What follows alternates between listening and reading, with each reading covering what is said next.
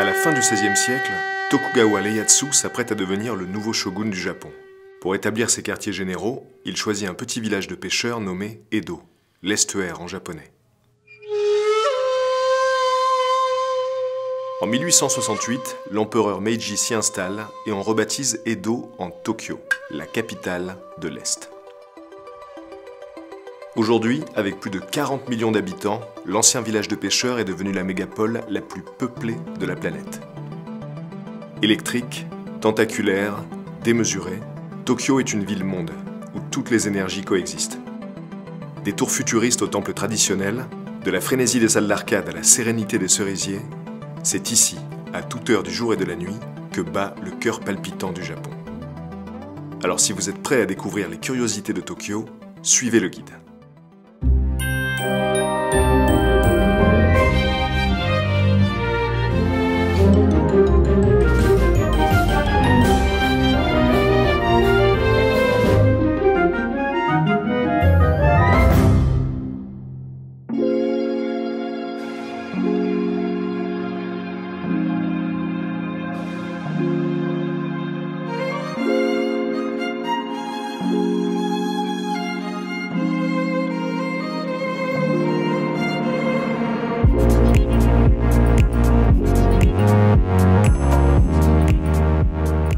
Tokyo est l'incarnation même de la mégapole. Une agglomération vertigineuse dont le rayonnement dépasse largement les frontières de son pays. Mais quand on la voit si puissante, si imposante et si dynamique, on a du mal à croire qu'en moins d'un siècle, Tokyo a été détruite à 2 reprises. En 1923 d'abord, quand le terrible séisme de Kanto ravagea la capitale et ses environs. 20 ans plus tard, pendant la Seconde Guerre mondiale, ce sont les bombardements qui détruisirent la ville. À chaque fois, Tokyo se redressa, plus forte et plus moderne.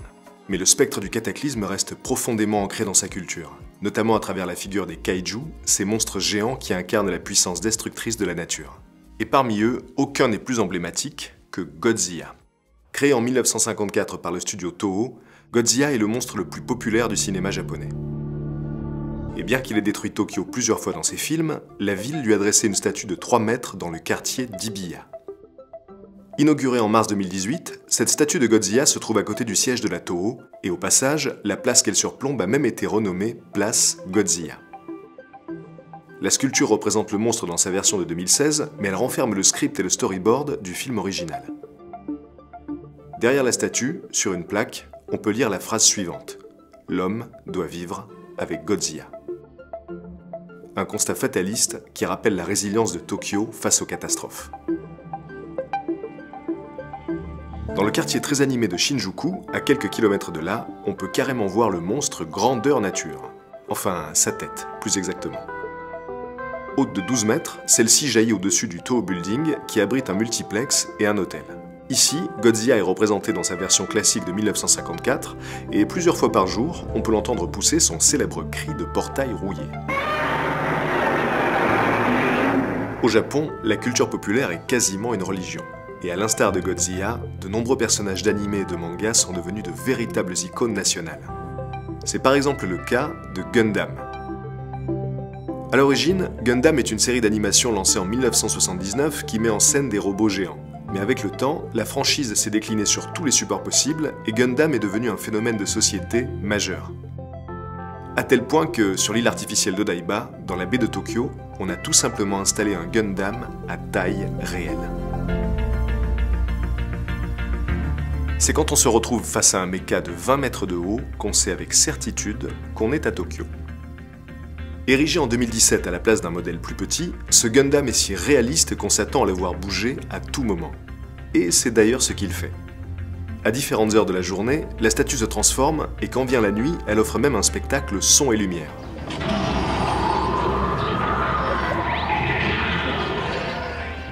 Ce robot géant est sans doute la vision la plus surprenante de l'île d'Odaiba. Mais il faut quand même préciser qu'à quelques centaines de mètres, face à la baie de Tokyo, on peut admirer la Statue de la Liberté. Prêtée par la France en 1998, puis installée définitivement en 2000, cette superbe réplique mesure 12 mètres, soit 1/7 de son homologue new-yorkaise. Pendant un instant, j'ai vaguement espéré qu'elle quitterait son socle pour affronter Gundam, mais même au Japon, le spectacle a ses limites. Pour clore ce chapitre sur la culture populaire et ses icônes, nous nous rendons à présent dans le quartier de Shiodome, et plus précisément devant l'imposant gratte-ciel de la Nippon Television. Quand on arrive devant cette tour ultra-moderne, on est tout de suite frappé par ce qui se trouve à sa base. Une immense horloge en cuivre à l'aspect steampunk totalement anachronique. Et si elle semble sortir tout droit d'un film de Miyazaki, c'est précisément parce qu'elle a été designée par le maître lui-même. Surnommée l'horloge Ghibli, en référence au studio d'animation du célèbre réalisateur, cette incroyable pièce a été dévoilée en 2006 après 6 ans de développement. Une durée à la hauteur de sa démesure. 10 mètres de haut, 18 mètres de large, pour un total de 28 tonnes. Mais le plus impressionnant, c'est que 4 fois par jour, l'horloge prend vie. Tout ce petit monde s'active alors comme une gigantesque pendule à coucou. Et à l'image des films de Miyazaki, l'horloge fourmille de détails. Dans les différentes pièces qu'abrite le mécanisme, on peut par exemple voir d'étranges personnages tels que des forgerons à tête d'ampoule ou des ouvriers à tête de cloche. L'esthétique victorienne de l'ensemble renvoie directement au château ambulant, l'un des chefs-d'œuvre du réalisateur. Et d'ailleurs, les pattes griffues qui soutiennent la structure sont les mêmes que celles du château du film. Ce genre de collision esthétique est assez représentatif de Tokyo. Du fait de son histoire, la ville est en mutation perpétuelle et elle offre un creuset à toutes les expériences architecturales. Prenez par exemple la Nakagin Capsule Tower. Ce bâtiment de science-fiction est composé de 140 capsules et chacune d'entre elles constitue un micro-appartement d'environ 10 mètres carrés. Conçue dans les années 70 comme l'avenir de l'urbanisme, la tour n'eut pas le succès escompté et aujourd'hui, la plupart des capsules ont été abandonnées. Sur l'avenue Omotesando, qu'on surnomme les Champs-Élysées de Tokyo, on peut voir certains des édifices les plus spectaculaires de la ville.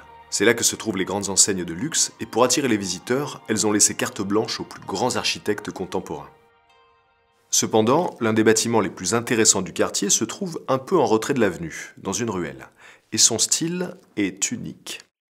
La boutique Sunny Hills est enveloppée d'un maillage en bois qui lui donne l'aspect d'un panier géant. Cette structure étonnante a été conçue par l'architecte Kengo Kuma et elle a nécessité plus de 5000 mètres de lattes de bois. Celles-ci ont été assemblées sans clous selon une technique traditionnelle appelée Jigoku Gumi, ou enchevêtrement infernal. L'objectif de Kuma était de créer une sorte de forêt apaisante dans cette partie très animée de la ville. Quant à Sunny Hills, ils souhaitaient simplement que leur façade reflète le soin avec lequel ils préparent leur spécialité, les gâteaux à l'ananas.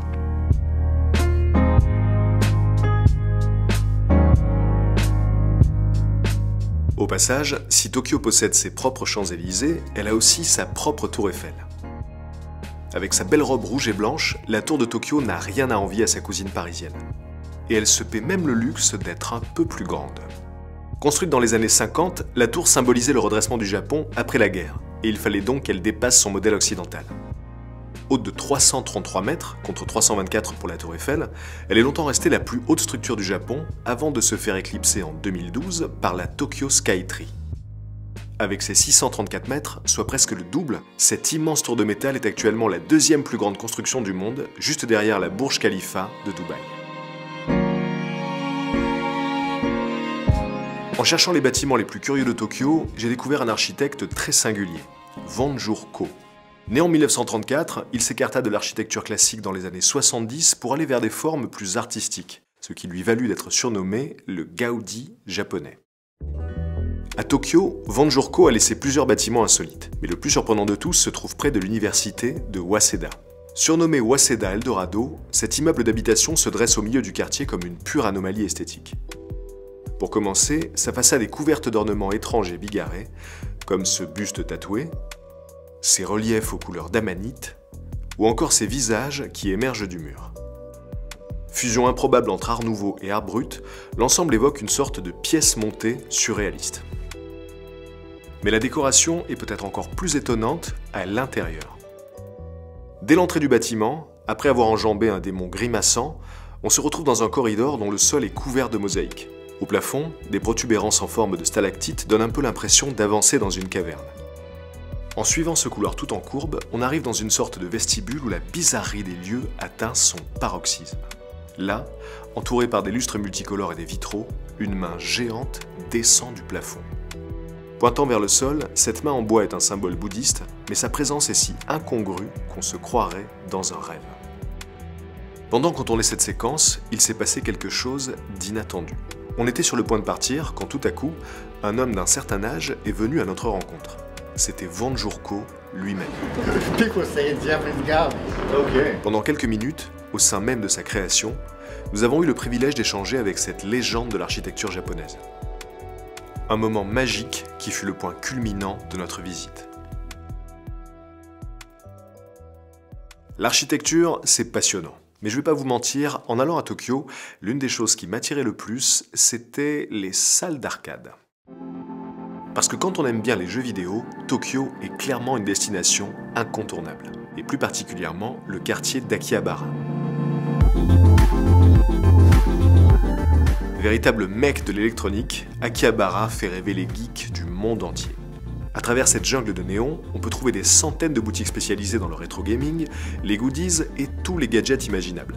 C'est aussi dans ce quartier qu'est réunie la majorité des salles de jeux, ou game centers. Hautes de plusieurs étages, ces cathédrales du divertissement sont remplies de bornes d'arcade qu'on ne trouve nulle part ailleurs. Mais bizarrement, le game center le plus surprenant de Tokyo ne se trouve pas à Akihabara. Il est à 20 km de là et il a pour nom Anata no Warehouse, littéralement votre entrepôt. Quand on arrive devant sa façade rouillée, on pourrait croire que l'immeuble est abandonné de longue date. Mais rassurez-vous, c'est fait exprès.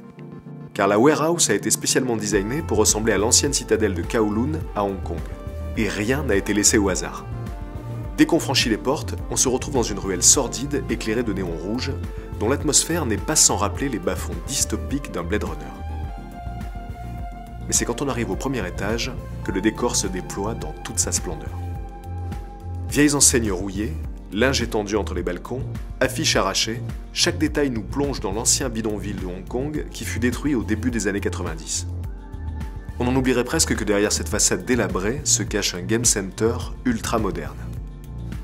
Sur pas moins de 5 étages, on peut y jouer à des centaines de machines allant des bornes d'arcade dernier cri aux grands classiques du genre.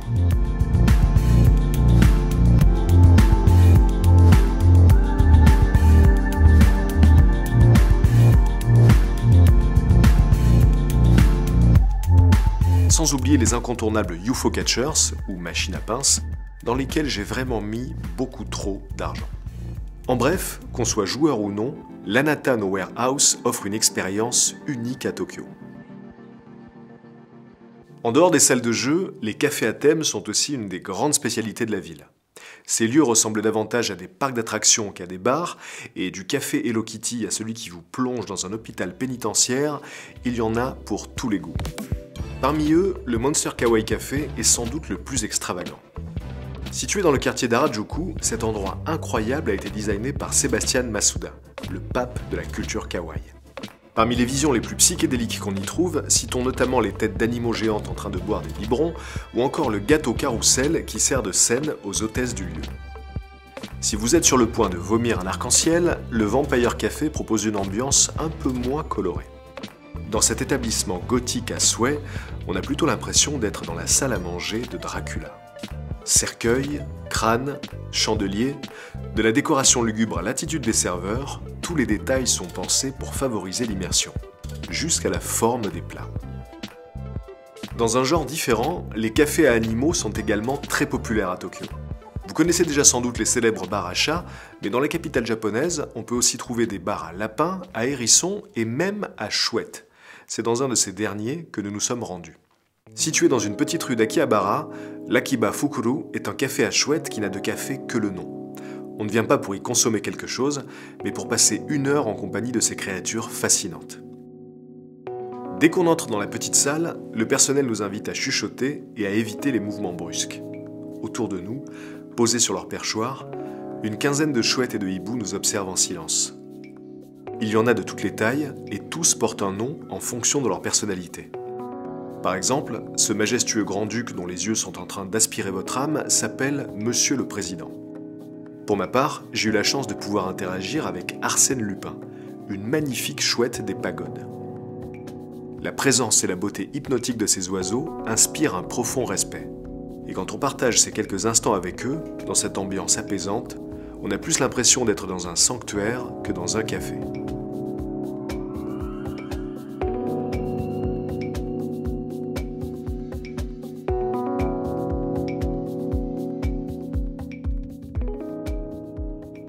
En parlant de sanctuaire, je vous emmène à présent dans le temple de la technologie japonaise. Ouvert en 2001, le Miraikan est le musée national des sciences émergentes et de l'innovation. Dans ce bâtiment impressionnant qui se déploie sur 7 niveaux, on explore les dernières avancées en matière de science et de technologie. Miraikan signifie littéralement « musée du futur », et c'est précisément ce thème qui est abordé au 3e niveau. C'est là qu'on trouve la star du musée, le célèbre robot Asimo.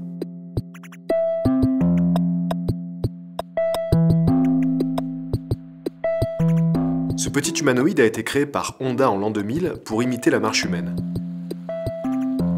Depuis, il a connu de nombreuses améliorations et ses démonstrations techniques ont toujours un grand succès.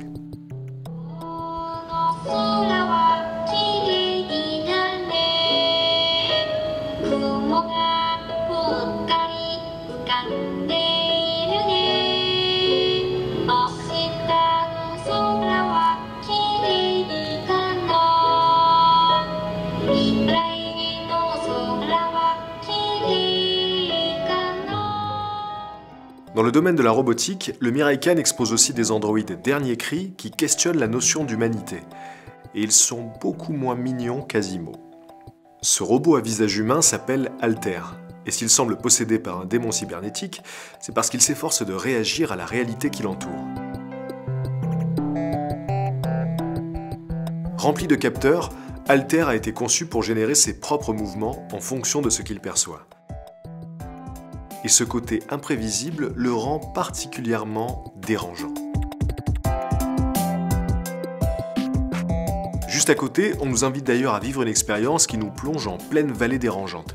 Ce concept selon lequel plus un robot ressemble à un humain, plus ses imperfections le rendent effrayant.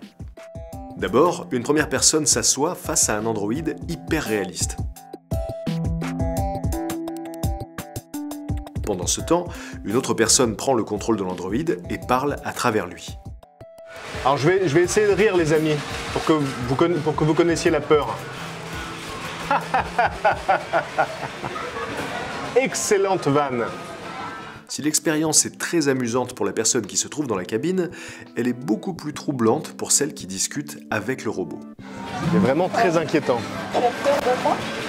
Oh non mais là en plus t'as les muscles du visage qui bougent. C'est hyper réaliste mais pas assez pour que ça fasse vraiment illusion, donc il y a vraiment un truc. Et tu peux bouger la tête, oh là là, c'est vraiment très dérangeant. Bonjour tous les spectateurs des Étranges Escales. Ce soir je serai peut-être chez vous, derrière votre porte, et je rirai comme ceci. Vous m'entendrez. Par contre, je ne peux pas trop bouger, donc il n'y aura pas vraiment de risque pour vous.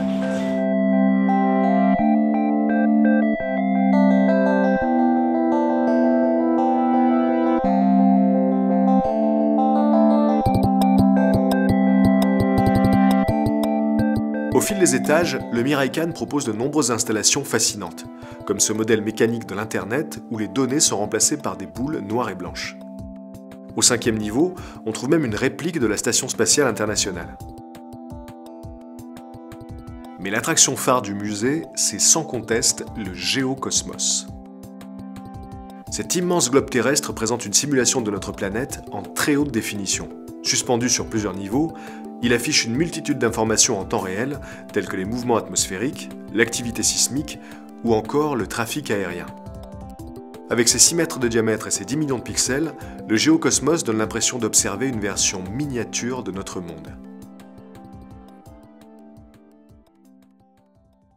Impossible de conclure ce voyage sans passer par Shibuya. Véritable centre névralgique de la ville, le quartier de Shibuya incarne la fièvre tokyoïte à lui tout seul. Son carrefour est réputé pour être le plus fréquenté de la planète, et à l'instar de Times Square, il est souvent utilisé pour symboliser la frénésie du monde moderne. Quand les feux passent au vert, on assiste à un étourdissant ballet urbain qui peut réunir plusieurs milliers de personnes. C'est juste à côté de ce carrefour que se trouve la statue de Hachiko, le chien le plus légendaire du Japon. Hachiko était un Akita qui accompagnait son maître chaque matin à la gare de Shibuya et qui revenait l'attendre chaque soir, tout seul. Un soir de 1925, le maître de Hachiko ne revint pas. Il venait de succomber à un accident vasculaire sur son lieu de travail. Mais Hachiko continua à se rendre à la gare de Shibuya chaque jour, à l'heure où son maître était censé revenir. Il attendit pendant près de 10 ans. En avril 1934, pour honorer la loyauté de ce chien envers son maître, on érigea une statue à son effigie devant la gare de Shibuya. Depuis, cette statue est devenue un point de rendez-vous incontournable et tous les ans, au mois d'avril, on y donne une cérémonie en l'hommage de Hachiko. Tous les Japonais connaissent cette histoire, et la plupart des touristes également. Ce qui est moins connu, en revanche, c'est qu'à quelques kilomètres de là, dans un endroit beaucoup plus calme, on peut voir une statue de Hachiko très différente. Le maître d'Hachiko s'appelait Hidesaburo Ueno, et il était professeur à l'université de Tokyo.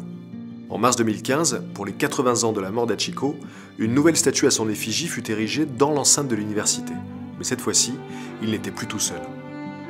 Sculpté par l'artiste Tsutomu Ueda, ce mémorial représente les retrouvailles imaginaires entre l'Akita et son maître.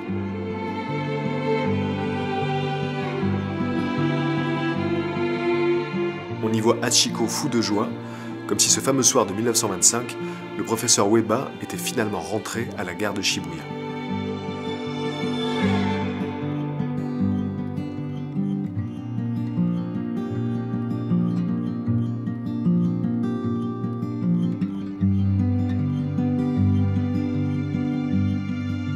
Tokyo est une ville multiple, trop riche, trop immense pour être résumée en quelques minutes ou en quelques quartiers. Certes, par de nombreux aspects, elle est l'archétype de la cité futuriste et bouillonnante. Mais à tout moment, au détour d'une ruelle, on peut avoir l'impression d'être revenu dans le village qu'elle était il y a 400 ans.